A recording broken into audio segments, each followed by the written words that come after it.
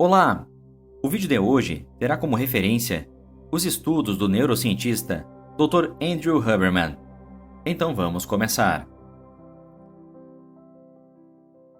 Hábitos são uma grande parte do que somos. O que fazemos habitualmente constitui grande parte do que fazemos inteiramente. De fato, estima-se que até 70% do nosso comportamento, enquanto estamos acordados, seja composto por comportamentos habituais. As pessoas são altamente variáveis, e se você não consegue desenvolver um hábito facilmente, não significa que você não possa desenvolver outros hábitos facilmente. Mas antes de continuar, não esqueça de curtir o vídeo e se inscrever aqui no canal. Leva 21 dias para desenvolver um hábito. Algumas pessoas dizem 18, outras dizem 21, algumas até dizem 60 dias.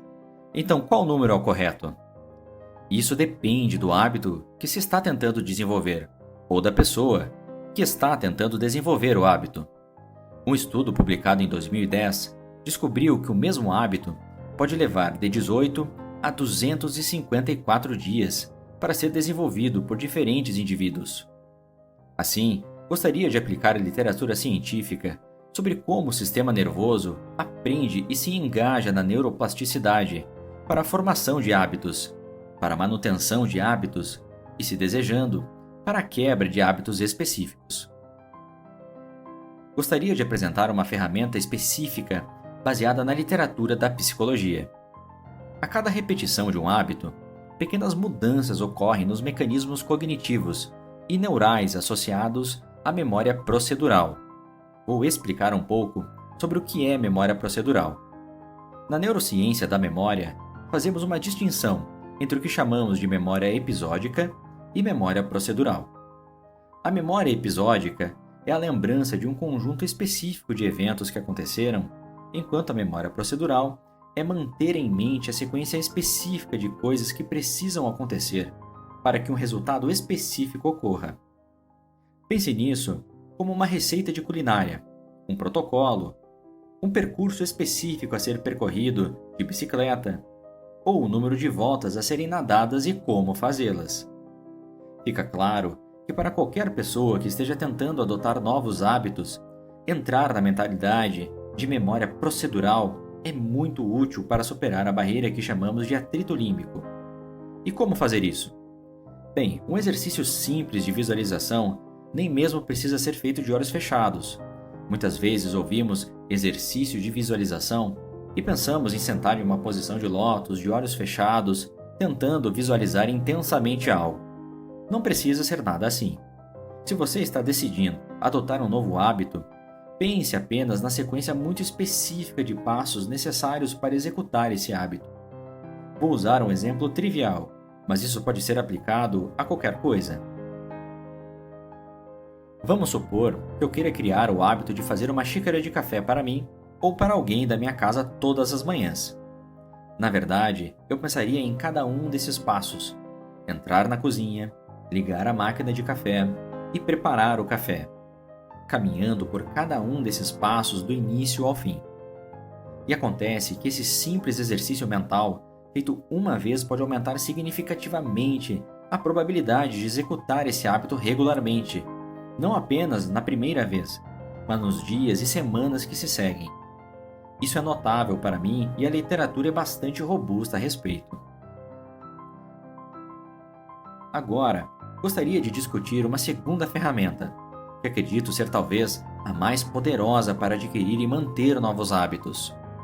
A ferramenta a qual estou me referindo é algo chamado de delimitação de tarefas.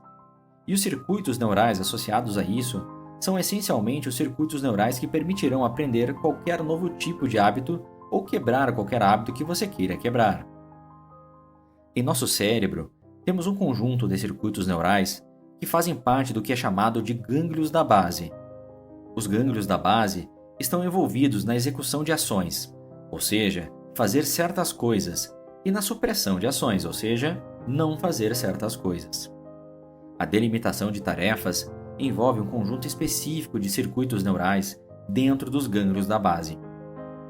Temos circuitos neurais específicos em nosso cérebro, dedicados a enquadrar os eventos que acontecem imediatamente antes e quando iniciamos um hábito, imediatamente depois e quando terminamos um hábito. Em outras palavras, isso atua como um tipo de marcador para a execução do hábito, mas não a execução do hábito em si. Isso é muito importante, porque a delimitação de tarefas é o que determina se um hábito será dependente de contexto ou não, se será forte e provável de ocorrer mesmo se não tivermos dormido bem na noite anterior, mesmo se estivermos distraídos, mesmo se não tivermos vontade de fazer algo emocionalmente, ou mesmo se estivermos completamente sobrecarregados por outros eventos. Se os circuitos neurais para a delimitação de tarefas estiverem profundamente enraizadas em nós, ou seja, forem muito robustos em relação a hábito específico, é provável que realizemos aquela sessão de exercícios não importa o que. É provável que escovemos os dentes não importa o que. E, na verdade, escovar os dentes é um bom exemplo. Porque na maioria das pessoas, mesmo se estivermos dormindo mal, mesmo se estiver dando tudo errado em nossas vidas, provavelmente ainda assim vamos escovar os dentes pela manhã. Pelo menos eu espero que sim. No entanto, é menos provável que realizemos hábitos particulares que não consideramos necessários. Mas, se você pensar sobre isso, considerar hábitos como escovar os dentes, fazer exercícios, comer determinados alimentos ou se envolver socialmente de certas maneiras, é você quem atribui um valor a esses hábitos, decidindo quais são essenciais e quais são negociáveis. A delimitação de tarefas estabelece uma impressão neural, uma espécie de impressão digital em seu cérebro, de que algo deve acontecer em um determinado momento do dia, a ponto de se tornar automático. Embora seja importante pensar na sequência de eventos necessários para se envolver no comportamento desejado, aquele exercício de visualização que discutimos antes, há também uma maneira de orientar o seu sistema nervoso para esse processo de delimitação de tarefas, de forma que ele esteja inclinado para a execução de um determinado hábito. Isso é como aquecer o corpo para o exercício. Quando a região do estriado dorsal está envolvida, seu corpo e seu cérebro estão preparados para executar um hábito, e em seguida, você pode inserir conscientemente qual hábito deseja executar. Se você estiver considerando adotar um novo hábito ou tentando quebrar um hábito, é muito útil pensar não apenas nos aspectos procedurais do que você vai fazer, mas também nos eventos que procedem e seguem esse hábito específico, e na execução, ou pelo menos no esforço para executar esse hábito. O que você está fazendo é lançar uma espécie de holofote, ou cercando um intervalo de tempo nos quais a dopamina pode ser associada. E como isso se parece na prática? Novamente, vou tentar usar exemplos muito simples e concretos, mas isso pode ser aplicado a qualquer coisa. Digamos que você tenha dificuldade em fazer de 30 a 60 minutos de exercícios cardiovasculares pela manhã. O que você deveria fazer é antecipar positivamente o início e o fim dessa sessão.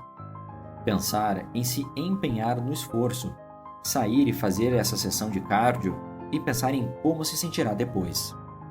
Não apenas pensar em como você se sentirá bem depois, mas também pensar em como será difícil no início e em seguida recompensar-se subjetivamente por toda a experiência. Ou seja, começar a recompensar a delimitação de tarefas além da recompensa pela execução do próprio hábito. Vou entrar na ferramenta específica para quebrar hábitos. Capturar a sequência de eventos não que levou à execução do hábito ruim, mas aproveitar o fato de que os neurônios responsáveis por gerar aquele hábito ruim estavam ativos por um momento antes e realmente engajar-se em um comportamento de substituição imediatamente após. O estágio ou o período imediatamente após a execução de um hábito ruim é uma oportunidade única para inserir um tipo diferente de comportamento adaptativo, mas que pode ser qualquer comportamento que não esteja alinhado com o próprio comportamento ruim. Darei um exemplo. Suponha que você se encontre pegando automaticamente o telefone, quando deveria estar trabalhando focado. Você pega o telefone, se desaponta por ter feito isso, coloca o telefone de volta e, em seguida, se envolve em outro comportamento que você considera positivo. Aqui é muito subjetivo, então é difícil para mim dar um exemplo que faça sentido para todos. Talvez você esteja focado na hidratação, então você bebe um copo d'água. Talvez você queira praticar exercícios respiratórios, ou talvez queira melhorar suas habilidades de fala em outro idioma. Então você dedica 5 minutos para essa atividade.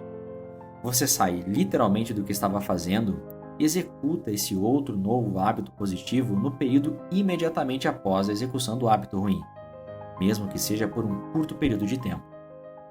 E dessa forma, você vai imprimir conscientemente a criação de um novo hábito bom, aproveitando essa janela que o hábito ruim proporcionou.